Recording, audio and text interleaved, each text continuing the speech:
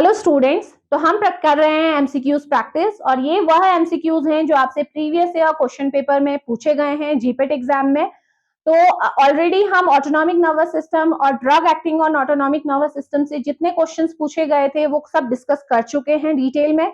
फिर हमने cardiovascular system start किया था, drug acting on cardiovascular system, और उससे रिलेटेड भी 4 सेट हम ऑलरेडी कर चुके हैं और आज हम लास्ट सेट करने जा रहे हैं, सेट नंबर 5।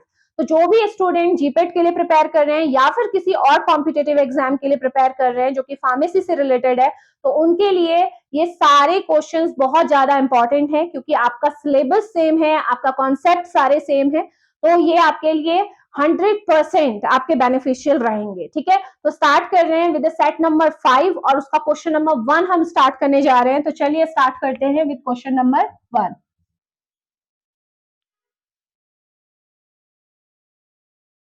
तो ये हमारा क्वेश्चन है, क्वेश्चन नंबर 1, और ये पूछा गया है 2010 एग्जाम में। ठीक है, 2010 में जो आपका जीपेट एग्जाम हुआ था उसमें ही क्वेश्चन आया था, प्लस इसी क्वेश्चन को विद डिफरेंट ऑप्शन पूछा गया है 2003 में भी। ठीक है, तो देखते हैं, दो क्वेश्चन साथ ही में हो रहे हैं आपके। तो देखो क्या है, digitalis toxicity is increased with को एडमिनिस्ट्रेशन ऑफ, बोला गया है, यानी कि ऐसी कौन सी ड्रग है जिसे आप डिजिटालिस के साथ अगर देते हैं तो टॉक्सिसिटी डिजिटालिस की बढ़ जाती है, ये आपसे पूछा गया है।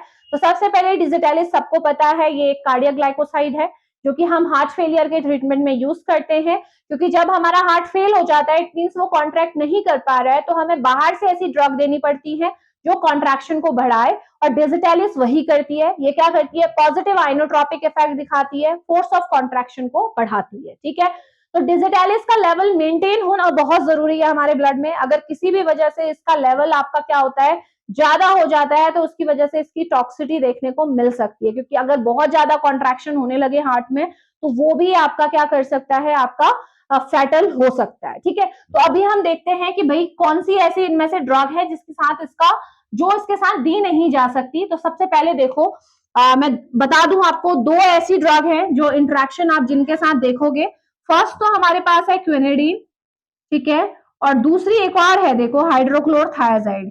ये बहुत इंपॉर्टेंट है और ये दोनों ही पूछे गए हैं आपसे, इसलिए मैं इन दोनों को मेंशन कर रही हूँ और दोनों का इंटरेक्शन मैं आपको बता दूंगी। ठीक है, तो सबसे पहले बात करते हैं क्विनेडिन की, क्योंकि ये जो आपका क्वेश्चन पूछा गया है according to these option, question number जो ऑप्शन नंबर डी है वही करेक्ट है, क्विनेडिन। और क्यों करेक्ट है ये मैं आपको बताती हूँ कि क्यों क्विनेडिन को डिजिटालिस के साथ नहीं दिया जाना चाहिए। क्विनेडिन बताया है मैंने, सोडियम चैनल ब्लॉकर है, ठीक है, एंटी अरिथमिक ड्रग है, जो पढ़ाया है मैंने आपको ऑलरेडी। तो होता क्या है, देखो, ये हमारा नेफ्रॉन है, ठीक है, ये आपका क्या है, किडनी का नेफ्रॉन है, और इसी के थ्रू क्या होता है आपको पता है, यूरिन फॉर्मेशन होती है। फाइनली जो हमारी यूरिन बन रही है वो इस नेफ्रॉन से होते हुए ही आपकी क्या होगी, एक्सक्रीट होगी, ब्लैडर में जाएगी और एक्सक्रीट होगी। तो होता क्या है, देखो, ये हमारी ब्लड सप्लाई है, ठीक।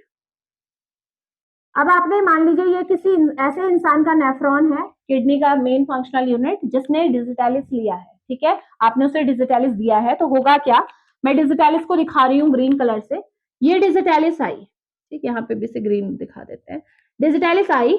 अब डिजिटालिस यहाँ से फिल्टर होगी, ऑब्वियसली नीचे जाएगी, और सेम एक और चीज होती है, वो क्या होती है कि यहाँ पे आपको पता है ना, ट्यूबुलर सिक्रीशन भी होता है, ठीक है, यानी कि या तो ड्रग यहाँ से फिल्टर होके नीचे जाती है एक्सक्रीट होने, या फिर डायरेक्टली वो ट्यूब्यूल्स में भी एंट्री ले लेती है। तो इस तरीके से देखो, डिजिटालिस इस तरीके से भी डायरेक्ट आपका क्या कर सकती है, ट्यूब्यूल्स में आ सकती है, या तो ऊपर से फिल्टर होके आएगी या डायरेक्टली एंट्री लेगी, इसको बोलते हैं ट्यूबुलर सिक्रीशन। ठीक है, तो ये डिजिटालिस करती है और इस तरीके से डिजिटालिस एक्सक्रीट हो जाती है, यानी कि बॉडी से बाहर निकल जाती है in the form of urine. तो इस वजह से उसका लेवल हमेशा ब्लड में ठीक ठाक बना रहेगा, ऐसा नहीं होगा कि बहुत ज्यादा लेवल है, क्योंकि वो एक्सक्रीट भी होती जा रही है। ठीक हो गया। अब देखो, इसी सेम इंसान को आपने क्या किया, क्विनेडिन दे दी, मैं ब्लैक कलर से क्विनेडिन दिखा रही हूँ, ये क्विनेडिन है, ये क्विनेडिन है। तो अब ये क्विनेडिन क्या करती है, देखो, क्विनेडिन क्या करती है, जिस ट्रांसपोर्टर के थ्रू यहाँ पे ट्रांसपोर्टर लगे होते हैं, जिसके थ्रू ये आपका डिजिटालिस आपका एक्सक्रीट हो रही थी, सिक्रीट हो रही थी, सॉरी, उन ट्रांसपोर्टर्स को ये यूज करने लगती है। तो अब ये क्या करेगी, देखो, इसको डिजिटालिस को नहीं जाने देगी, अपना खुद इस ट्रांसपोर्टर के थ्रू आपका सिक्रीट होना स्टार्ट कर देगी। अब इसकी वजह से क्या होगा बताओ, ये जो डिजिटालिस इन ट्रांसपोर्टर को यूज करके सिक्रेट होती थी वो नहीं हो पा रही है, तो इसकी वजह से क्या होगा, जो डिजिटालिस है इसका लेवल आपका क्या होगा, ब्लड में बढ़ जाएगा। ठीक है, हम कह सकते हैं कि जो हमारा लेवल है वो डिजिटालिस का क्या हो गया, बढ़ गया। सबसे पहली बात तो ये पहला इंटरेक्शन इस तरीके से करती है क्विनिडीन कि उसको सिक्रीट नहीं होने देती है, अपना उसके साथ कंपीट करेगी और उस ट्रांसपोर्टर को यूज करके खुद सिक्रीट हो जाएगी और डिजिटालिस को ब्लड में ही रहने देगी। तो इसकी वजह से जो ब्लड लेवल है डिजिटालिस का वो आपका क्या हुआ, बढ़ गया। और दूसरा ये क्या करती है, आपको पता है कि आपके ब्लड में बहुत सारी, ये मेरा अगर ये हमारा ब्लड सर्कुलेशन है तो आपको पता होना चाहिए कि हमारे ब्लड में बहुत सारी प्लाज्मा प्रोटीन्स होती हैं। ठीक है, सपोज ये हमारी क्या है, प्लाज्मा प्रोटीन है। तो क्या होता है, डिजिटालिस एक और काम करती है, जब हम ऐसे इंसान को किसी को भी डिजिटालिस देते हैं तो डिजिटालिस इस तरीके से प्लाज्मा प्रोटीन से बाइंड हो जाती है। ठीक है, और जो सर्कुलेशन में डिजिटालिस रहती है वो कम रहती है। तो मतलब एक आपका बैलेंस बना रहता है कि फ्री फॉर्म और बाइंडेड फॉर्म के बीच में, क्योंकि आपको पता है जब तक कोई भी ड्रग बाइंडेड रहती है तो वो क्या होती है आपकी, बाइंडेड होने का मतलब क्या होता है कि वो अभी क्या हो रही है, अपना काम नहीं कर सकती है, केवल फ्री फॉर्म में जो ड्रग है वो ही काम करेगी। ठीक है, तो इससे क्या होगा, डिजिटालिस का लेवल एक डिजायर्ड लेवल तक मेंटेन रहेगा। कभी ऐसा नहीं होगा कि हाँ आपने डिजिटालिस दी और उसकी टॉक्सिसिटी हो गई, क्योंकि आपको पता है कि अगर आप किसी इंसान को डिजिटालिस दोगे तो वो थोड़ा बहुत प्लाज्मा प्रोटीन से बाइंड हो जाएगी लाइक दिस, और थोड़ा बहुत फ्री रहेगी, तो आपको डिजायर्ड इफेक्ट मिलते रहेगा, टॉक्सिसिटी आपको नहीं होनी है। और फिर धीरे धीरे ये प्लाज्मा प्रोटीन डिजिटालिस को छोड़ते रहेंगे और एक लेवल आपका मेंटेन रहेगा, यानी कि लंबे टाइम तक आपको दवाई का असर महसूस होगा। ठीक है, ये आपका मेन वो रहता है। लेकिन अब क्या हुआ, देखो आपने इस इंसान को क्या दे दिया था, क्विनिडीन दे दी थी। ठीक है, इसको क्विनिडीन अगर आपने दे दी तो क्या होगा, ये हर समय इसके साथ लड़ाई करता है, जहां पे भी इसकी जगह है वो खुद ऑक्यूपाई करने की कोशिश करता है। तो ये यही करेगा, डिजिटालिस को हटा देगा यहाँ से और खुद बाइंड हो जाएगा इस प्लाज्मा प्रोटीन से लाइक दिस। देखो अब इसकी वजह से क्या होगा, डिजिटालिस प्लाज्मा प्रोटीन से बाइंड नहीं हो पा रहा है तो सारा का सारा फ्री फॉर्म में आ जाएगा सर्कुलेशन में, और इसकी वजह से क्या होगा, अगेन डिजिटालिस का लेवल ब्लड में बढ़ जाएगा और जिसकी वजह से डिजिटालिस टॉक्सिसिटी हो जाएगी। तो आप कह सकते हैं क्विनिडीन और डिजिटालिस का इंटरेक्शन कैसे होता है। पहली चीज, डिजिटालिस क्या, जो आपका क्विनिडीन है डिजिटालिस को सिक्रीट नहीं होने देता है बाई ट्यूबुलर सिक्रीशन। दूसरा, ये इसे प्लाज्मा प्रोटीन से बाइंड नहीं होने देता है, और इन दोनों की वजह से ब्लड में आपका जो डिजिटालिस का लेवल है वो बढ़ जाता है और जिसकी वजह से आपको डिजिटालिस की टॉक्सिसिटी फेस करनी पड़ेगी। तो इसलिए हमेशा ध्यान रखें, अगर किसी इंसान को आप डिजिटालिस दे रहे हैं तो क्विनिडीन उसे साथ में आप नहीं देंगे, पहला इंटरेक्शन। तो ये तो आपका क्वेश्चन आपका सॉल्व हो गया, ऑप्शन इसमें क्विनिडीन ही करेक्ट है। ठीक है, दूसरा, यही सेम क्वेश्चन आपसे 2003 में पूछा गया है और वहां पे आपको क्विनिडीन के बदले ऑप्शन में क्या दिया हुआ है, हाइड्रोक्लोरथायाजाइड। क्या दिया है, हाइड्रोक्लोरथायाजाइड। अब देखो हाइड्रोक्लोरथायाजाइड क्या है भाई, ये एक टाइप ऑफ डायूरेटिक है। ठीक है, थायाजाइड डायूरेटिक पढ़ा हुआ है आपने।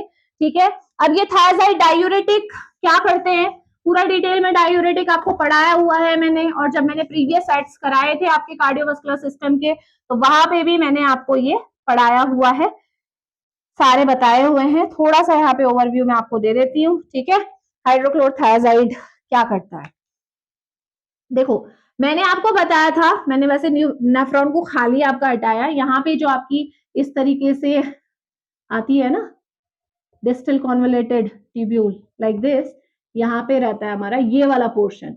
यहाँ पे हमारे क्या होते हैं, सोडियम क्लोराइड सिम्पोर्टर होते हैं, सोडियम और क्लोराइड सिम्पोर्टर। ये जो आपका थायाजाइड डायूरेटिक होते हैं ये इन्हीं सिम्पोर्टर्स को क्या करते हैं, इनहिबिट करते हैं। एक चीज मैंने आपको बताई थी, क्या बताई थी, कि ये कलेक्टिंग ट्यूब्यूल्स को छोड़ के बाकी की जितनी भी आपकी डायूरेटिक्स हैं जो इस पार्ट पे एक्ट करती है, यानी कि नेफ्रॉन के बाकी पार्ट पे एक्ट करती है, यानी कि एक तरीके से आप बोल सकते हो कि पोटेशियम स्पेयरिंग डायूरेटिक्स को छोड़ के बाकी के जितने भी डायूरेटिक्स हैं सारे के सारे हाइपोकैलेमिया कॉज करते हैं, यानी कि क्या करते हैं, आपके जितने भी डायूरेटिक्स हैं इनकी वजह से पोटेशियम का लेवल कम होता है। ये आपको ध्यान में रखना है। केवल कलेक्टिंग डक्ट में जो पोटेशियम स्पेयरिंग डायूरेटिक्स जो आपके काम करते हैं उनको छोड़ के, वो तो पोटेशियम स्पेयरिंग है यानी कि पोटेशियम को बचाने का काम करते हैं, बाकी सारे डायूरेटिक्स के साथ ये प्रॉब्लम है कि ये पोटेशियम के लेवल को कम करते हैं। सेम विद हाइड्रोक्लोरथायाजाइड जो कि यहाँ पे काम कर रहा है, ये भी पोटेशियम के लेवल को कम करता है, पहली बात। होता क्या है, क्योंकि ये पोटेशियम के लेवल को कम करता है, इसकी वजह से क्या हो जाता है भाई कि जो डिजिटालिस का मैकेनिज्म क्या है, डिजिटालिस क्या करता है आपका सोडियम पोटेशियम एटीपेज जो पंप है उसे इनहिबिट करता है ना, यही तो करता है, डिजिटालिस पढ़ाया हुआ है मैंने आपको, सोडियम पोटेशियम एटीपेज पंप को इनहिबिट करता है, ठीक है, ये भी एक क्वेश्चन आपसे पूछा गया है अभी नेक्स्ट की, डिजिटालिस का क्या मैकेनिज्म है, तो ये इसे को इनहिबिट करता है। तो होता क्या है कि जब भी आपके ब्लड में पोटेशियम का लेवल कम होता है, उसकी वजह से क्या होता है आपका डिजिटालिस की सेंसिटिविटी टुवर्ड्स दिस पंप और ज्यादा बढ़ जाती है, ठीक है, डिजिटालिस की सेंसिटिविटी क्या होती है और ज्यादा बढ़ जाती है। तो ये पंप अभी अगर डिजिटालिस, जब आपने सिंपल डिजिटालिस दिया था ये पंप इनहिबिट हो रहा था, लेकिन अगर आपने ऐसे इंसान को हाइड्रोक्लोरथायाजाइड दी तो उसकी वजह से क्या होगा, पोटेशियम का लेवल और कम हो जाएगा और ये पंप का जो इनहिबिशन हो रहा है वो और भी ज्यादा इनहिबिट होने लगेगा, तो उसकी वजह से भी आपका डिजिटालिस की टॉक्सिसिटी होगी, क्योंकि डिजिटालिस नॉर्मली एक लेवल तक इस पंप को इनहिबिट करता होगा। आप ये तो नहीं चाहते ना कि बिल्कुल ही आपका ये पंप बिल्कुल ही ब्लॉक हो जाए, ठीक है, लेकिन अगर पोटेशियम का लेवल कम होगा ड्यू टू हाइड्रोक्लोरथायाजाइड तो ये क्या होगा, और भी ज्यादा आपका स्ट्रांग इनहिबिशन शो करेगा और इसकी वजह से डिजिटालिस का जो इफेक्ट है वो बहुत ज्यादा आने लगेगा, यानी कि डिजिटालिस की टॉक्सिसिटी हो जाएगी। तो ये करता है हमारा हाइड्रोक्लोरथायाजाइड, ठीक है। ऑप्शन में डायूरेटिक अगर दिया है तो डायूरेटिक में आपको मेंशन नहीं किया है कि किस डायूरेटिक की बात हो रही है, क्योंकि डायूरेटिक तो देखो पोटेशियम स्पेयरिंग डायूरेटिक्स भी होते हैं, वो तो पोटेशियम के लेवल को बढ़ाते हैं, तो वो तो ये करते नहीं है, इसीलिए डायूरेटिक ऑप्शन कभी भी सही नहीं होगा। अगर आपको स्पेशली डायूरेटिक का नाम दिया हुआ है, हाइड्रोक्लोरथायाजाइड आपसे ऑप्शन में दिया गया था, तो आप आसानी से कह सकते हो कि हाँ ये आपका क्या करता है, आपका इंटरेक्शन करता है, डिजिटालिस की टॉक्सिसिटी करता है, क्योंकि इसकी वजह से पोटेशियम का लेवल कम हो रहा है। और ध्यान रखिए कि पोटेशियम का लेवल कम होता है तो उसकी वजह से आपका जो उसके साथ एसोसिएटेड इफेक्ट है वो है मैग्नीशियम, ठीक है, अगर किसी भी वजह से पोटेशियम का लेवल कम हो रहा है ना तो मैग्नीशियम भी उसके साथ क्या होता है, कम होता है। और साथ में फिर एक और प्रॉब्लम इनके साथ होती है, मैग्नीशियम अगर कम होता है तो मैंने आपको एरिथमिया में पढ़ाया है कि उसकी वजह से क्या होता है, आपका अरिथमिया हो सकता है, क्यूटी जो है इंटरवल वो प्रोलॉन्ग हो सकते हैं, ठीक है, उतना डिटेल में अभी नहीं जाना है। फिलहाल के लिए ध्यान रखिए कि अगर आप ये दोनों ड्रग्स के नाम दिमाग में बैठा लीजिए, क्विनेडिन, हाइड्रोक्लोरथायाजाइड, मैकेनिज्म दोनों का अलग है लेकिन दोनों अगर आप डिजिटालिस के साथ देते हो तो ये टॉक्सिसिटी करते हैं, ठीक है, तो ये बात आप दिमाग में रखेंगे। ठीक, तो चलिए ये है आपका क्वेश्चन नंबर 1, बढ़ते हैं क्वेश्चन नंबर 2 की तरफ।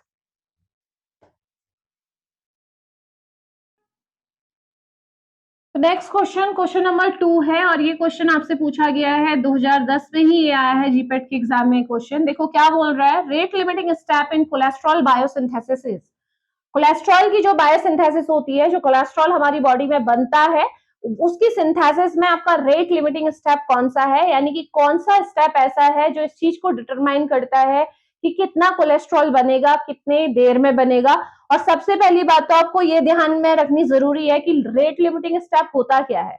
रेट लिमिटिंग स्टेप वो होता है जो कि सबसे स्लोएस्ट चलता है, ठीक है, क्योंकि स्लो जो चीज हो रही है, देखो कोई भी प्रोसेस, कोई भी प्रोडक्ट आपका बन रहा है तो जहां पे जो स्टेप सबसे स्लो हो रहा है तो वहां पे सबसे ज्यादा चांसेस है कि आप डिटरमाइन कर सकते हो कि प्रोडक्ट कितनी देर में बनेगा, क्योंकि फास्ट वाला तो जो रिएक्शन होगी वो बहुत फास्ट होती है, ठीक है, तो रेट लिमिटिंग स्टेप जो होता है वो स्लोएस्ट स्टेप होता है। दूसरी बात, ये वो स्टेप होता है जो बहुत ज्यादा आपका जीन जेनेटिकली रेगुलेटेड स्टेप होता है, यानी कि आपके जीन्स में बहुत आपका जो डीएनए है, डीएनए में जो जीन है उसमें इसको रेगुलेट करने वाला बहुत आपका, आप बोल सकते हो कि बहुत स्ट्रॉन्ग मैकेनिज्म इन्वॉल्व है, उस स्टेप को आपके जीन रेगुलेट कर रहे हैं, ठीक है, हाईली रेगुलेटेड होगा ये, ठीक है, तो ये आपको दिमाग में रखनी है बात। और साथ ही साथ वो इरिवर्सिबल होगा, यानी कि एक बार अगर प्रोडक्ट बन गया तो वो वापस आपका रिएक्टेंट में कन्वर्ट नहीं हो सकता है, ठीक है। तो रेट लिमिटिंग स्टेप के लिए सबसे पहली बात तो जो आपको दिमाग में रखनी है कि जो रिएक्शन होगी वो कौन सी होगी, आपकी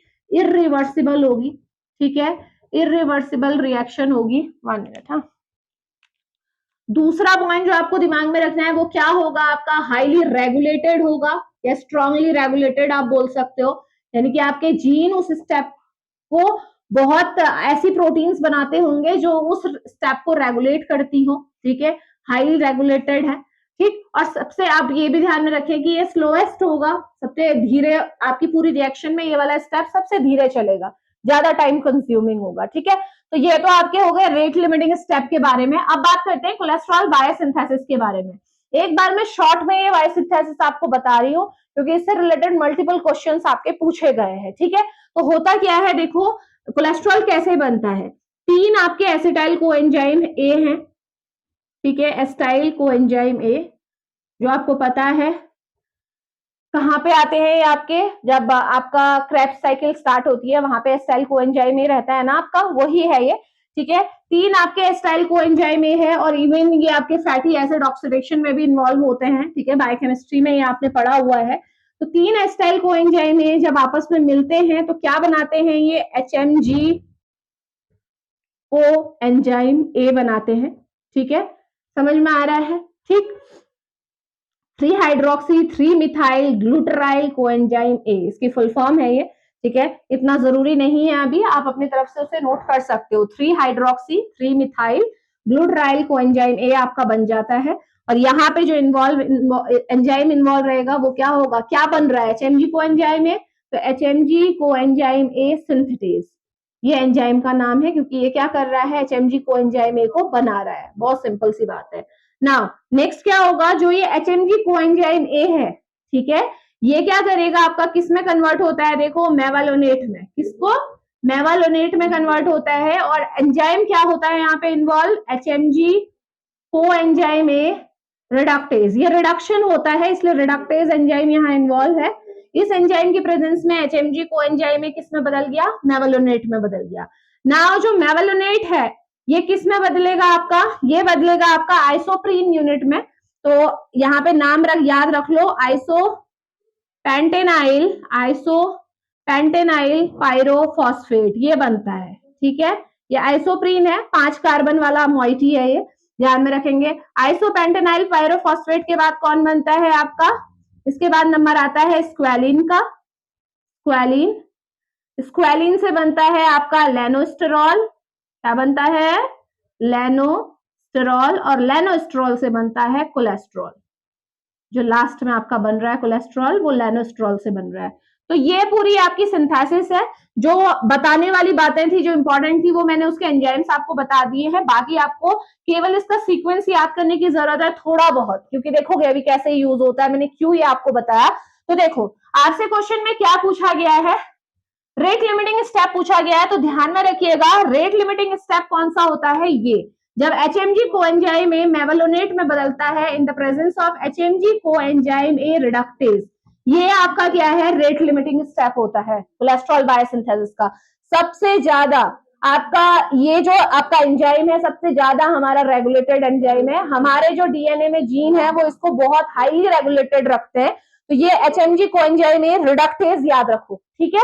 जब वो किसे किस में बदलता है आपका, HMG कोएंजाइम ए को रिड्यूस करता है इनटू मेवालोनेट में, ठीक हो गया, कर सकते हो, कोई दिक्कत नहीं है। तो देखो आ जाओ ऑप्शन में, कौन है, देखो मेवालोनिक एसिड फॉर्मेशन, तो यही आपका क्या रहेगा, राइट ऑप्शन रहेगा, क्योंकि मेवालोनेट या मेवालोनिक एसिड से बोल दो, इसकी फॉर्मेशन किसकी वजह से हो रही है, HMG कोएंजाइम ए रिडक्टेज की वजह से हो रही है, ठीक है। तो ये आपका याद रखेंगे कि ये आपका इंपॉर्टेंट आपका क्या है, स्टेप है, रेट लिमिटिंग स्टेप है, ठीक है। तो ये आप ध्यान रखेंगे। तो ये तो आपका हो गया सेकंड क्वेश्चन जिसका आंसर है बी। देखो एक और क्वेश्चन आपसे पूछा गया है, ये क्वेश्चन आपसे आया है 2009 में, जो 2009 का जीपेट एग्जाम था उसमें ये आपसे क्वेश्चन पूछा गया था, intermediate in biosynthesis of cholesterol is, जब कोलेस्ट्रॉल की बायोसिंथेसिस हो रही है तो उसके इंटरमीडिएट पूछे गए हैं आपसे, यानी कि पूरी सिंथेसिस में आपके बीच में क्या क्या प्रोडक्ट्स बन रहे हैं, ठीक है। तो ये आपको सारे प्रोडक्ट्स मैंने सीक्वेंस से आपको दिखा दिए हैं। ऑप्शन में आपको क्या गिवन था, मैंने यहाँ ऑप्शन नहीं लिखा हुआ है, ऑप्शन आपका आया था मेवालोनिक एसिड। मैं राइट ऑप्शन बता दे रही हूँ क्योंकि लिखने का कोई फायदा नहीं है। मेवालोनिक एसिड एंड आइसोपेंटेनाइल पायरोफॉस्फेट, ये हो गए आपके, ये ऑप्शन में दिया था और यही ऑप्शन आपका राइट है। देखो मेवालोनेट एंड आइसोपेंटेनाइल पायरोफॉस्फेट, ठीक है। कुछ और भी ऑप्शन में हो सकता है, इसीलिए इसको याद करना जरूरी है। बायोसिंथेसिस के एग्जैक्टली स्टेप्स तो आपको पता होने चाहिए कि कौन कौन से इंटरमीडिएट आपके बनने टाइम पे फॉर्म हो रहे हैं बीच बीच में, तो ये इसका राइट आंसर है। ठीक है, इसके अलावा और भी बहुत सारे ऑप्शन दिए थे जो बिल्कुल गलत थे। ठीक है, वो आप नाम से भी पता लगा लेते हैं हालांकि, तो दोनों जो दो चीजें आपको दी हैं दोनों ही करेक्ट होनी चाहिए। ठीक है, तो ये आपका क्या है, कोलेस्ट्रॉल बायोसिंथेसिस से रिलेटेड दो क्वेश्चंस थे जो आपसे पूछे गए हैं। नेक्स्ट, कोलेस्ट्रॉल बायोसिंथेसिस, क्योंकि आपको पता है कि जो हमारी हाइपोलिपिडेमिक ड्रग है, कौन सी वाली, स्टैटिन्स। स्टैटिन्स कहां पे काम करती है, स्टैटिन्स का काम क्या होता है, देखो स्टैटिन का काम क्या होता है आपका, हाइपोलिपिडेमिक ड्रग है, लिपिड के लेवल को कम करना, एलडीएल के लेवल को कम करना इसका मेन काम होता है। और आप जानते हैं कि जो एलडीएल है, ठीक है, जो बेड लिपोप्रोटीन है उसके अंदर क्या होता है, कोलेस्ट्रॉल होता है या नहीं होता है, होता है ना, तो यानी कि कोलेस्ट्रॉल उसके लिए बहुत इंपॉर्टेंट कंपोनेंट है। तो हमारा जो स्टैटिन्स होती हैं वो कोलेस्ट्रॉल को बनने से ही रोकती है। कोलेस्ट्रॉल नहीं बनेगा तो ऑब्वियसली जो एलडीएल का लेवल खुद ब खुद कम हो जाएगा, क्योंकि वो कोलेस्ट्रॉल ही है जो एलडीएल को बना रहा है। ठीक है, अलोंग विद फॉस्फोलिपिड ट्राइग्लिसराइड। ठीक है, तो ये बात आपको ध्यान में रखनी है। तो नेक्स्ट जो क्वेश्चन अब हम करेंगे वो हम इसी पाथवे से रिलेटेड है, क्योंकि इसी पाथवे का वहां पे भी जिक्र हो रहा है, तो इसे हम इरेज नहीं करेंगे, बाकी हम क्वेश्चंस को जरूर डिस्कस करते हैं। चलिए नेक्स्ट क्वेश्चन की तरफ बढ़ते हैं, क्वेश्चन नंबर 4। नंबर 4 जो क्वेश्चन आपसे पूछा गया है 2005 जो आपका जीपेट एग्जाम हुआ था उसमें ही आया था। देखो क्या है question, inhibition of HMG coenzyme A reductase is a strategy used to treat. ठीक है, तो एचएमजी कोएंजाइम ए रिडक्टेज, अभी हमने कोलेस्ट्रॉल बायोसिंथेसिस देखी थी, तो एचएमजी कोएंजाइम ए रिडक्टेज क्या करता था, एचएमजी कोएंजाइम ए से मेवलोनेट बनाता था। ठीक है, और ये आपको पता है कि ये रेट लिमिटिंग स्टेप है, यानी कि अगर इस स्टेप को आप रोक देते हैं किसी तरीके से तो आपका कोलेस्ट्रॉल सिंथेसिस रुक जाएगी। ठीक है, ये हमें पता है। तो इस आप ये बताना, ये आपसे क्वेश्चन में ये पूछ रहे हैं कि ये जो एंजाइम है कौन सी ड्रग का टारगेट है, कौन सी ऐसी डिजीज है जिसमें हम इस एंजाइम को रोकने की सोचते हैं। तो बहुत सिंपल सी बात है कि ये एंजाइम क्या बना रहा है, अल्टीमेटली कोलेस्ट्रॉल बना रहा है। यानी कि अगर किसी की बॉडी में कोलेस्ट्रॉल का लेवल ज्यादा है यानी कि हाइपर कोलेस्ट्रोलेमिया है, तो ऐसे इंसान में हम इस एंजाइम को रोकने की कोशिश करेंगे। और कौन सी ड्रग है भाई जो इस एंजाइम को रोकती है, बताइए, पढ़ाया है मैंने आपको, हाइपोलिपिडेमिक ड्रग में आपकी आती है स्टैटिन्स। ठीक है, स्टैटिन्स आती है, और स्टैटिन जो ड्रग होती है जिसमें आपकी एटोरवास्टेटिन है, सिम्वास्टेटिन है, वो क्या करती है, इस एंजाइम को ही रोकती हैं, ब्लॉक करती हैं। और ये एंजाइम रुक जाएगा तो कोलेस्ट्रॉल सिंथेसिस खुद ब खुद कम हो जाएगी। और कोलेस्ट्रॉल कम होगा तो इसका मतलब कोलेस्ट्रॉल तो कम होगा ही होगा, साथ में जो बेड लिपोप्रोटीन है आपका एलडीएल वो भी कम हो जाएगा, क्योंकि वो लिपोप्रोटीन बना कौन रहा है, उसका मेन कंपोनेंट कौन है, कोलेस्ट्रॉल ही तो है। अगर कोलेस्ट्रॉल नहीं होगा तो एलडीएल भी खुद ब खुद क्या हो जाएगा, कम हो जाएगा। ये आपको ध्यान में रखना है।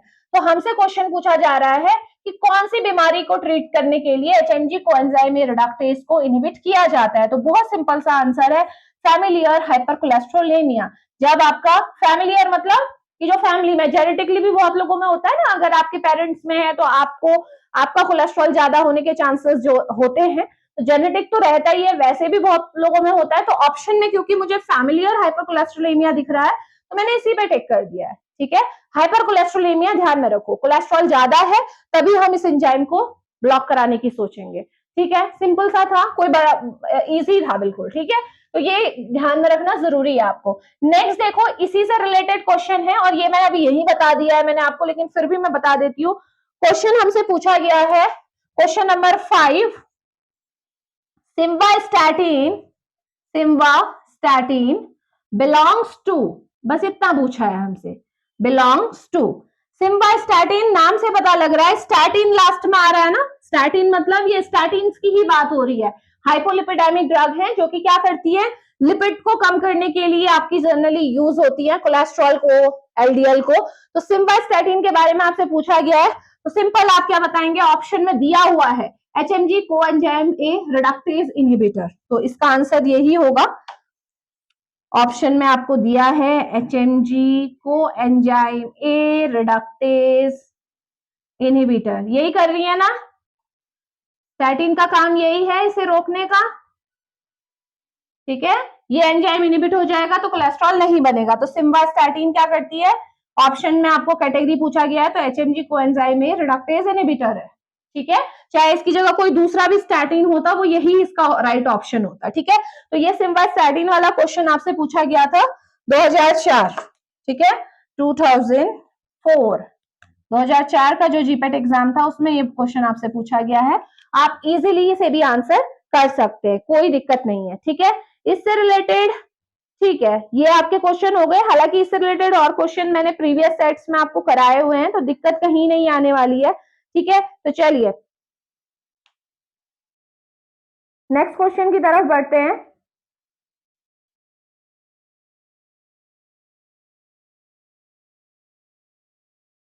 ये हमारा नेक्स्ट क्वेश्चन है और ये क्वेश्चन आपसे पूछा गया है, ये 2010 में आपसे पूछा गया है। देखिए क्या बोल रहे हैं, which drug is withdrawn due to torsades point. आपको इसमें से ड्रग चूज करनी है जो टॉर्सेडी पॉइंट की वजह से मार्केट से विड्रॉ कर दी गई है। तो टॉर्सेडी पॉइंट सबको पता होगा, ये टाइप ऑफ अरिदमिया है। ठीक है, जिसमें आपकी हार्ट की रिदम, जैसे हम बोलते हैं ना कि अरिदमिया हो गया, यानी कि रिदम आपकी चेंज हो गई है बेसिकली, उसी को हम क्या बोलते हैं, टॉर्सेडी पॉइंट बोलते हैं। बेसिकली टॉर्सेडी पॉइंट क्या है वो मैं आपको समझा देती हूँ। जब हम बोलते हैं ना, क्या बोलते हैं बताइए,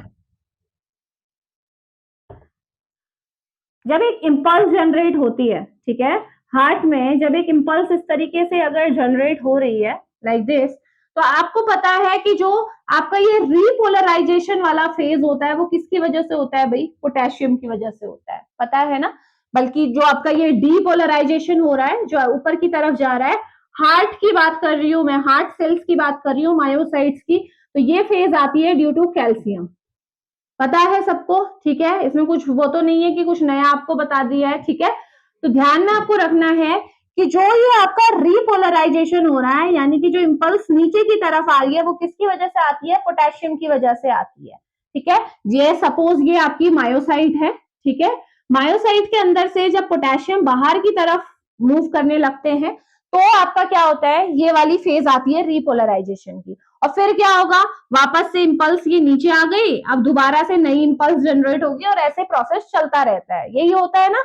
लेकिन अब क्या होता है, देखो ये जो हमारा पोटेशियम, अगर मान लीजिए किसी भी वजह से अगर ये पोटेशियम चैनल ब्लॉक हो जाए, ठीक है, पोटेशियम का चैनल ब्लॉक हो जाना या पोटेशियम का लेवल कम हो जाना, तो उसकी वजह से क्या होगा, ये फेज आने में टाइम लगेगा, लगेगा या नहीं लगेगा। जो ये रीपोलराइजेशन हो रहा है, मैं यहाँ पे मेंशन कर देती हूँ, इसकी वजह से क्या हो रहा है, रीपोलराइजेशन। तो अगर ये चैनल ब्लॉक हो जाए या इनकी कमी हो जाए इन आयंस की, तो इसकी वजह से क्या होगा, ये होने में टाइम लगेगा, यही बोला जाता है।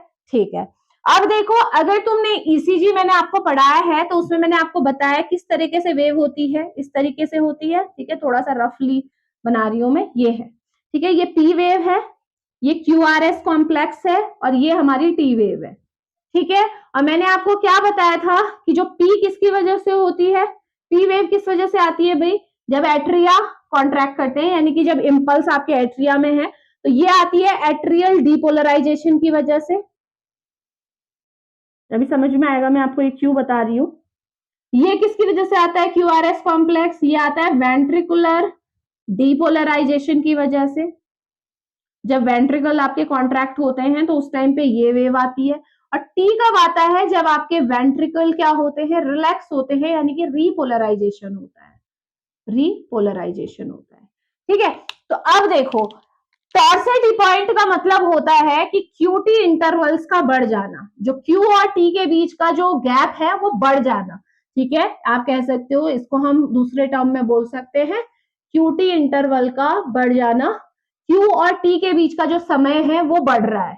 ठीक है, अब ये क्यों बढ़ेगा समझो, अगर मान लो कि आपका क्या हुआ, चलो वेंट्रिकल कॉन्ट्रैक्ट हो गए, वेंट्रिकुलर डीपोलराइजेशन हो गया, तो रीपोलराइजेशन के लिए कौन सा आयन चाहिए, पोटेशियम चाहिए।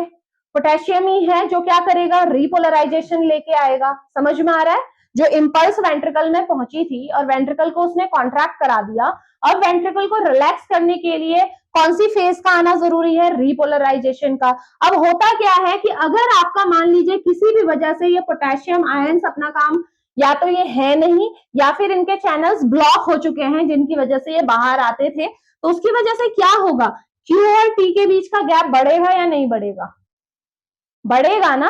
क्यों, क्यूटी इंटरवल इसीलिए बोला, QRS कॉम्प्लेक्स तो एकदम आएगा क्योंकि वहां पे पोटेशियम का कोई रोल नहीं है, वहां कैल्शियम करवा रहे हैं, जो कॉन्ट्रैक्शन का काम है वो कौन करा रहा है, कैल्शियम करवा रहा है। लेकिन जो T आ रहा है, जो वेंट्रिकुलर रिपोलराइजेशन की जो वेव आ रही है वो किसकी वजह से आ रही है, पोटेशियम आयंस की वजह से आ रही है। तो आप खुद सोचिए अगर ये आपका पोटेशियम आयन नहीं है तो ये टी वेव आ जाएगी क्या, नहीं आएगी। ये जो वेंट्रिकल आपको जो कॉन्ट्रैक्ट होते हुए दिखाई दे रहे हैं ना, डीपोलराइजेशन हो रहा है, वो डीपोलराइज्ड ही रहेंगे। तो खुद ब खुद क्या होगा, Q और T के बीच का गैप क्या हो जाएगा, बढ़ जाएगा। तो QT प्रोलंगेशन, इसी को बोलते हैं टॉर्सिडी पॉइंट। और ये किस वजह से आता है, पोटेशियम चैनल्स की वजह से आता है। या तो पोटेशियम चैनल ब्लॉक हुए हैं या फिर पोटेशियम का लेवल कम है। तो इतना ये पॉइंट अपने दिमाग में बिठा लो, ठीक है। तो अब आपसे पूछा जा रहा है कि कौन सी ऐसी ड्रग है जिनकी वजह से ये QT इंटरवल्स बढ़ रहे हैं, QT प्रोलंगेशन हुए थे, और ऐसी ड्रग जिसे मार्केट से विड्रॉ कर दिया गया, यानी कि उसे हटा दिया गया, क्योंकि QT प्रोलंगेशन हो रहे हैं, इसका मतलब इसका मतलब तो अरिथमिया हो रहा है ना। ऐसी मेडिसिन को हम मार्केट में रख के करेंगे क्या। तो ऐसी कौन सी मेडिसिन है जिन्हें मार्केट से हटा दिया गया है, यहाँ पे मैं नेम उनके पहले मेंशन कर रही हूँ। एक तो है आपकी एस्टेमिजोल,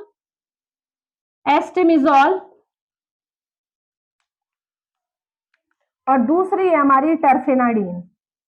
हालांकि इसके अलावा भी बहुत सी ऐसी ड्रग है जो कि QT प्रोलॉन्गेशन करती हैं, लेकिन उन्हें अभी भी मार्केट से हटाया नहीं गया है, क्योंकि उनकी जो कहते हैं ना रिस्क बेनिफिट रेशियो की हमेशा बात होती है कि उनके बेनिफिट्स बहुत ज्यादा हैं, जो ये QT प्रोलॉन्गेशन वाला जो रिस्क है वो बहुत कम है। वो ज्यादा देर तक ये QT प्रोलॉन्गेशन नहीं कर रही है, यानी कि इतना सीरियस इफेक्ट नहीं कॉज कर रही है, जैसे कि सीसाप्राइड है, ठीक है, प्रोकाइनेटिक की तरह से यूज करते हैं, पढ़ा है ना। जैसे डोमपेरिडोन है आपकी, ये भी QT प्रोलॉन्गेशन करती है हल्का फुल्का। लेकिन इन हेलोपेरिडोल है, इनके सबके साथ है QT प्रोलॉन्गेशन, लेकिन ये इतना ज्यादा सीवियर नहीं करती हैं, तो इसीलिए इन्हें अभी भी यूज किया जाता है क्योंकि इनके बेनिफिट्स ज्यादा हैं। ये दोनों ड्रग एस्टेमिजोल एंड टर्फेनाडीन दोनों ही एंटी हिस्टामिनिक ड्रग है। एलर्जी में यूज हुआ करती थी, इस टाइम जब आपको हिस्टामिन की वजह से एलर्जी हो रही है तो उसके लिए इसे यूज करते थे। तो दोनों ही ड्रग को, क्योंकि ये QT प्रोलॉन्गेशन बहुत ज्यादा करती है, तो इन्हें मार्केट से विड्रॉ कर दिया गया है। तो ये दिमाग में रख लो, ऑप्शन में आपको कोई भी दिया हो सकता है। यहाँ पे मुझे ऑप्शन में एस्टेमिजोल दिख रहा है तो मैं एस्टेमिजोल को टिक करूंगी। समझ में आ गया, ठीक है। तो एस्टेमिजोल आपका राइट आंसर रहेगा, ठीक। और अगर टर्फेनाडीन मुझे ऑप्शन में दिया होता तो मैं टर्फेनाडीन पे टिक करती, ठीक है। तो चलते हैं नेक्स्ट क्वेश्चन की तरफ। ये क्वेश्चन आपका हो गया।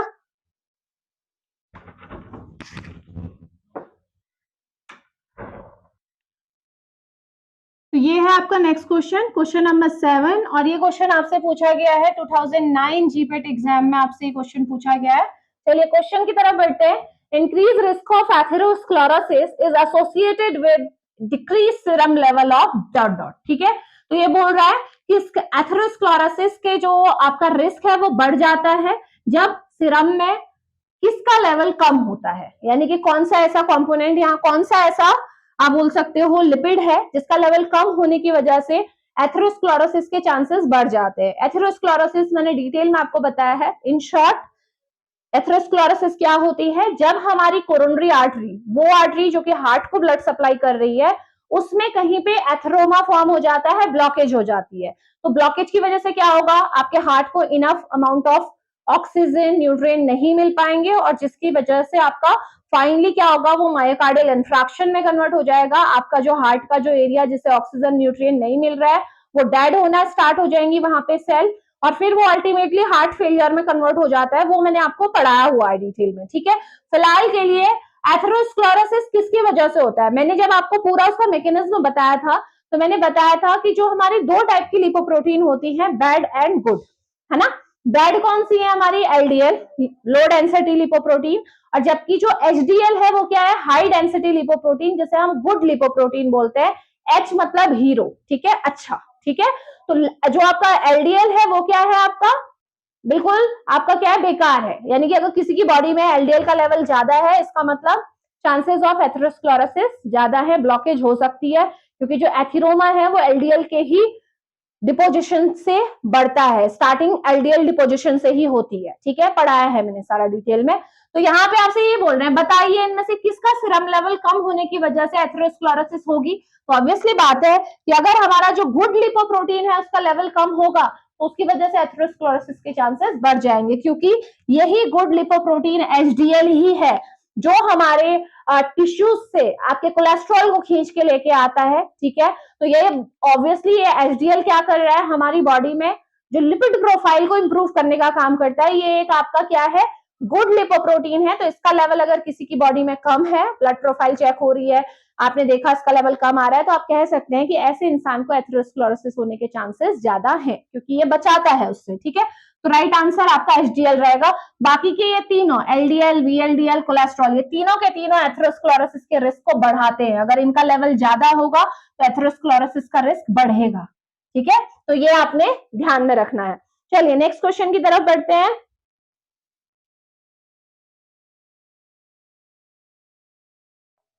आपके क्वेश्चंस, ये दोनों ही क्वेश्चन सेम टॉपिक से रिलेटेड है, इसलिए मैंने साथ में करा रही हूँ। तो फर्स्ट क्वेश्चन पे आओ, क्वेश्चन नंबर 8 पे, ठीक है। ये क्वेश्चन आपसे पूछा गया है, 2 बार ये क्वेश्चन आया है आपका। एक तो 2008 में आपसे पूछा गया है, प्लस इसे 2006 में भी सेम क्वेश्चन आया था, रिपीट हुआ था।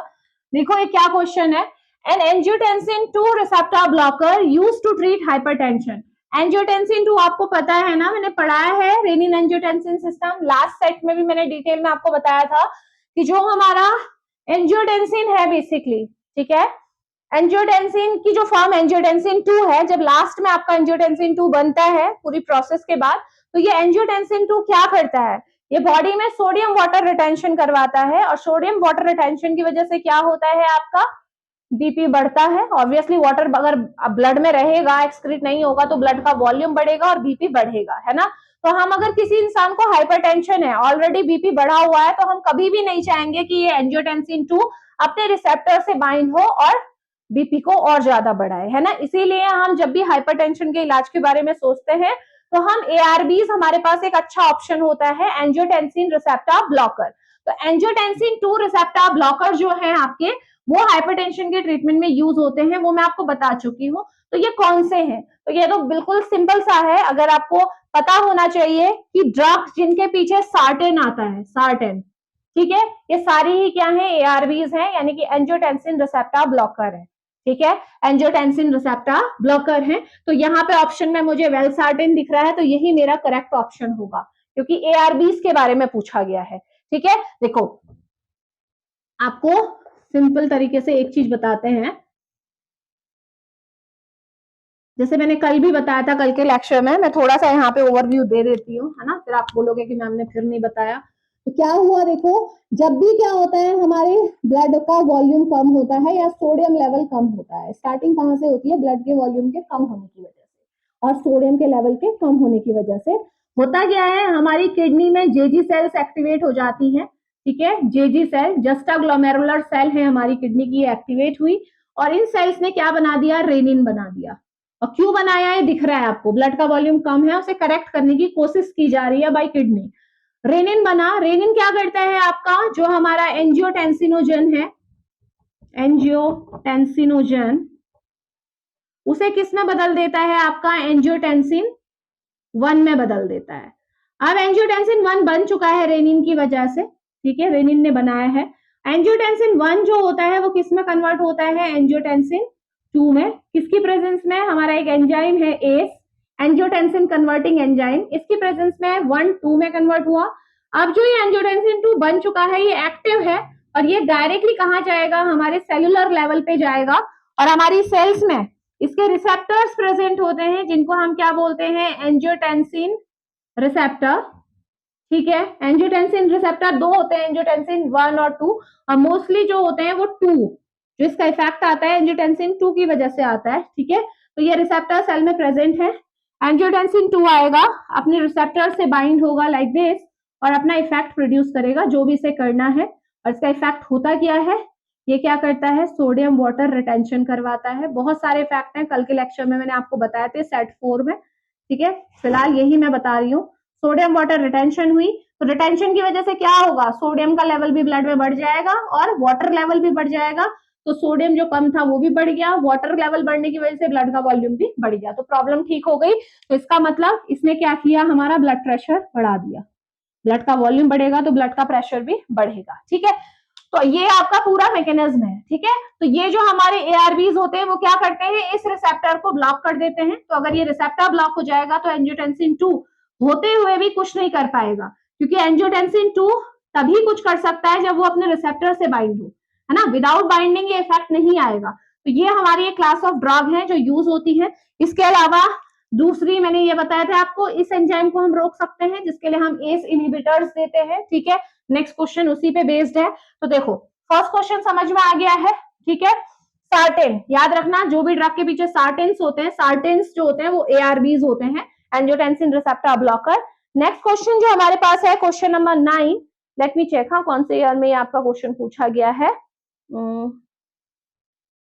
ये आपका आया है 2004 में, ठीक है। 2004 का जो जीपेट एग्जाम था उसमें ये पूछा गया है। If patient is not taking enalapril then what should be substituted. Enalapril क्या है, इनैलाप्रिल यही है भाई, इनैलाप्रिल जो आपको दिख रहा है ये एस इनहिबिटर है, एस इनहिबिटर। यानी कि आपके पास दो ऑप्शन है इस पाथवे को रोकने के, या तो आप एस इनहिबिटर दीजिए, इससे क्या होगा एंजियोटेंसिन 1-2 में बदलेगा ही नहीं, तो आगे की प्रोसेस होगी ही नहीं। दूसरा आपके पास ऑप्शन है आप डायरेक्टली इस रिसेप्टर को ब्लॉक कीजिए, वाई एंजियोटेंसिन 2 रिसेप्टर ब्लॉकर, ताकि ये इफेक्ट आए ना, ठीक है। तो दोनों पे क्वेश्चन आ गया। तो ये बोला जा रहा है कि अगर मान लीजिए कोई पेशेंट इनैलाप्रिल यानी कि एस इनहिबिटर्स को टॉलरेट नहीं कर पा रहा है, ठीक है, ले नहीं पा रहा है किसी भी वजह से, तो दूसरी कौन सी ऑप्शन आपके पास है। तो बहुत सिंपल है, अगर आप एस इनहिबिटर नहीं ले पा रहे हो तो आप एंजियोटेंसिन 2 रिसेप्टर ब्लॉकर लोगे, ARBs लोगे, और ARBs के पीछे क्या आता है, सार्टेन। तो इसमें देखो कहाँ है सार्टेन, तो ऑप्शन नंबर बी, लोसार्टेन। लोसार्टेन आपकी ड्रग है जो आप ले सकते हो। अब कौन से ऐसे केसेस होते हैं जहां पे आप एस इनहिबिटर नहीं ले पाते हो, क्योंकि देखो एस इनहिबिटर की वजह से मैंने आपको बताया था कि कफ होता है, ड्राई कफ होता है, ठीक है। तो अगर किसी इंसान को एस्थमा है, ठीक है, तो आप अगर उसे एस इनहिबिटर दोगे तो उसकी सिचुएशन और ज्यादा वर्स हो सकती है ना। तो ऐसे केस में हम एस इनहिबिटर ना देके क्या देते हैं, ARBs को देते हैं, ठीक हो गया। तो ये आपको ध्यान में रखना है कि कुछ ऐसी सिचुएशन होती है जहां पे एस इनहिबिटर्स नहीं दिए जा सकते हैं, तो वहां पे सेकंड ऑप्शन क्या होता है हमारे पास, ARBs का। याद रखो एस इनहिबिटर्स के जो भी नाम है उनके पीछे लगा होता है प्रिल, और जो ARBs होते हैं उनके पीछे लगा होता है सार्टेन, ठीक है। तो कर सकते हैं आसानी से क्वेश्चन, कोई टफ नहीं था, बिल्कुल इजी था, ठीक है, आराम से हो जाएगा। चलिए नेक्स्ट क्वेश्चन देखते हैं।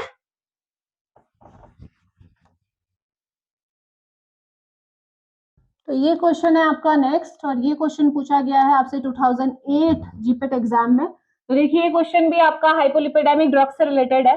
तो इसमें बोला गया है effect of fibrates on blood lipid profile is mediated by. तो आपको फिब्रेट्स का मैकेनिज्म बताना है जनरली। इसमें मैंने सारे हाइपोलिपिडेमिक जितनी भी ड्रग है सबके मैकेनिज्म आपको कराए हुए हैं, इंडिविजुअल क्लास में भी कराए हैं, और इसी सीरीज के सेट नंबर मुझे याद नहीं आ रहा कौन से सेट में है, बस किसी सेट में इसको डिटेल में मैंने आपसे डिस्कस किया हुआ है, ठीक है। अलग अलग टाइप के जितने भी हमारे हाइपोलिपिडेमिक ड्रग है, तो यहाँ पे फिब्रेट्स का मैकेनिज्म बता रहे हैं, और मैंने फिब्रेट्स का मैकेनिज्म बहुत क्लियरली आपको बताया था कि फिब्रेट जो होते हैं जीन लेवल पे जाके एक्ट करते हैं।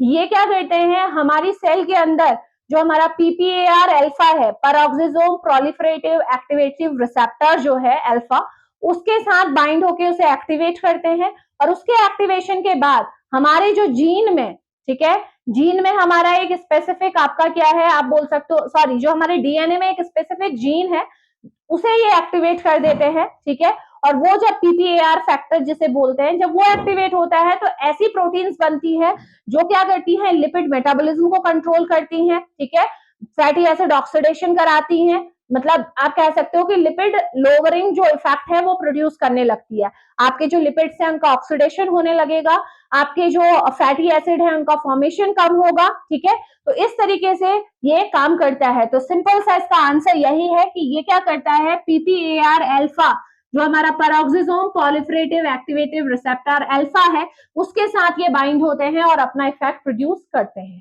ठीक है।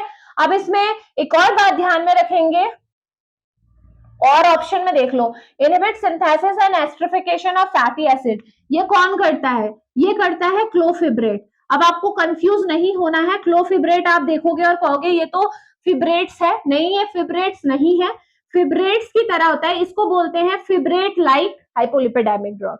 ये फिब्रेट्स के अंदर नहीं आता है, ये फिब्रेट लाइक हाइपोलिपिडेमिक ड्रग है, तो ये अलग है। नहीं तो आप सीधे इसका ऑप्शन आप बोलेंगे कि ये भी तो ऑप्शन सही है क्योंकि क्लोफिब्रेट ये करता है।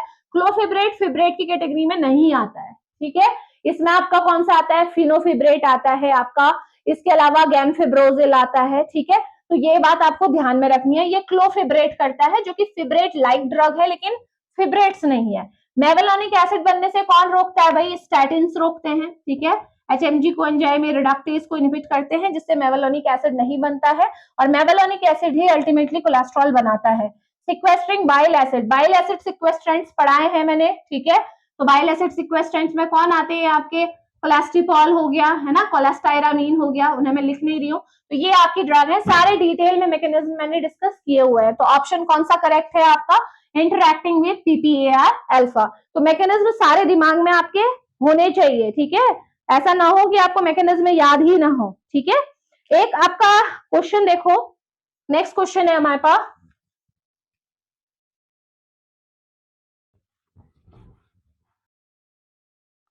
तो ये आपका नेक्स्ट क्वेश्चन है और ये क्वेश्चन आपसे पूछा गया है 2008 जीपेट एग्जाम में। देखो क्या बोल रहा है, cardioselective beta blocker with vasodilator property. Cardioselective beta blocker यानी कि आपको सिंपल समझ में आ रहा है, यानी कि ये केवल बीटा 1 रिसेप्टर पे काम करते हैं, उन्हीं को हम क्या बोलते हैं, कार्डियोसिलेक्टिव बोलते हैं, क्योंकि बीटा 1 रिसेप्टर ही है जो हमारे हार्ट में प्रेजेंट होते हैं। तो ऐसी ड्रग जो खाली बीटा 1 रिसेप्टर को ब्लॉक करती है सिलेक्टिवली, उन्हें कार्डियोसिलेक्टिव बोलते हैं, है ना। तो हमें इनमें से वो beta blocker, cardioselective beta blocker choose करना है जो बीटा 1 रिसेप्टर को तो ब्लॉक कर ही रहा है क्योंकि वो कार्डियोसिलेक्टिव है, लेकिन साथ में वैसोडाइलेटरी प्रॉपर्टी भी है, वो ब्लड वेसल्स को भी डायलेट करता है, ठीक है। तो ध्यान में रखिएगा, केवल एकमात्र ऐसा वैसोडाइलेटर बीटा ब्लॉकर है जो कि कार्डियोसिलेक्टिव भी है, उसका नाम क्या है, नेबिवोलॉल। नेबिवोलॉल क्या करता है, कार्डियोसिलेक्टिव तो है ही है, यानी कि ये बीटा 1 को तो ब्लॉक करेगा ही करेगा, बीटा 1 ब्लॉकर तो है ही है ये, लेकिन साथ में ये क्या करता है, वैसोडाइलेशन भी करता है। और वैसोडाइलेशन कैसे करता है, ये हमारी ब्लड वेसल है, ब्लड वेसल्स में आपको पता है सबसे अंदर क्या होता है, हमारा एंडोथीलियम होता है, लाइक दिस वेस्कुलर एंडोथीलियम। तो ये क्या करता है आपका नेबिवोलॉल, ये वेस्कुलर एंडोथीलियम से एनओएस प्रोडक्शन को बढ़ा देता है, एनओएस का प्रोडक्शन करवाता है, नाइट्रिक ऑक्साइड सिंथेडेज। और जब नाइट्रिक ऑक्साइड सिंथेडेज आपका रिलीज होता है तो उसकी वजह से क्या बनेगा, ऑब्वियसली नाइट्रिक ऑक्साइड बनेगा। और आप जानते हो नाइट्रिक ऑक्साइड क्या करता है, वैसोडाइलेशन करता है, ये इसका मैकेनिज्म है, ठीक है। तो इसका मतलब ये केवल एकमात्र ऐसा आपका कार्डियोसिलेक्टिव बीटा ब्लॉकर है नेबिवोलॉल जो आपका क्या करता है, वैसोडाइलेशन भी करता है, ठीक है। वेसल्स को डायलेट भी करेगा क्योंकि वेसल डायलेशन जो आपका प्रोसेस है वो अलग रिसेप्टर्स उसे करते हैं, ना। तो इसका मैकेनिज्म ये रहेगा। तो ये इंपॉर्टेंट क्वेश्चन है, ध्यान में रखिएगा, ठीक है। इसीलिए इसकी इसी प्रॉपर्टी की वजह से इसे क्या करते हैं, हाइपरटेंशन में तो यूज करते ही हैं, क्योंकि देखो हार्ट पे भी काम कर रहा है और साथ में ब्लड वेसल्स पे भी काम कर रहा है। तो ये सबसे बेस्ट आपकी ड्रग मानी जाएगी फॉर हाइपरटेंशन और हार्ट फेलियर, ठीक है, क्योंकि दोनों में काम हो रहे हैं। तो हमें चाहिए भी ऐसा ही कि भाई दोनों में काम हो, ठीक है, इंप्रूवमेंट हो। तो ये आपका क्वेश्चन था, क्वेश्चन नंबर 11, ठीक है। इसके अलावा आपसे एक और क्वेश्चन पूछा गया है, वो मैं ऐसे ही मेंशन कर देती हूँ, ठीक है। क्वेश्चन नंबर 12 है, ये आया है 2006 के क्वेश्चन पेपर पे आया हुआ है। पूछा गया है आपका टेराजोसिन के बारे में पूछा गया है। टेराजोसिन जो कि एक एंटी हाइपरटेंसिव ड्रग है, ठीक है, anti hypertensive drug act by hypertensive drug act by blocking.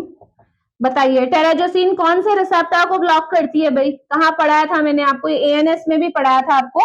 तो टेराजोसिन कहाँ काम आती है, अल्फा 1 रिसेप्टर ब्लॉकर है ये, अल्फा 1 रिसेप्टर ब्लॉकर। तो राइट ऑप्शन यही होगा, अल्फा 1 रिसेप्टर ब्लॉकर, क्योंकि अल्फा 1 की वजह से ही क्या होता है, जब हमारा एड्रेनलिन या नॉर एड्रेनलिन अल्फा 1 रिसेप्टर से बाइंड होता है तब क्या होता है, वैसो कॉन्स्ट्रिक्शन होता है जिसकी वजह से बीपी बढ़ता है ना। और हमें बीपी को कम करना है क्योंकि एंटी हाइपरटेंसिव ड्रग हम दे रहे हैं, तो वो क्या करेगा, अल्फा 1 को ब्लॉक करेगा, तो बीपी खुद ब खुद क्या हो जाएगा, कम हो जाएगा। ऑप्शन इसमें दिए थे blocking beta receptor, diuretic effect, inhibition of angiotensin converting enzyme, और लास्ट ऑप्शन था अल्फा 1 रिसेप्टर ब्लॉकेज। तो यही आपका राइट ऑप्शन है, ठीक है। सॉरी। तो ये आपके क्या है, सारे क्वेश्चन है लगभग जो हम कंप्लीट कर चुके हैं, ठीक है। कार्डियोवास्कुलर सिस्टम से रिलेटेड जो क्वेश्चंस आपसे पूछे गए थे एग्जाम में। तो अब हम क्या करेंगे, नेक्स्ट आप हम दूसरे जो आपके सिस्टम्स हैं उन पे जो आपसे क्वेश्चंस पूछे गए हैं उन्हें डिस्कस करेंगे। मोस्ट प्रोबेबली हम सेंट्रल नर्वस सिस्टम को स्टार्ट करेंगे, ठीक है।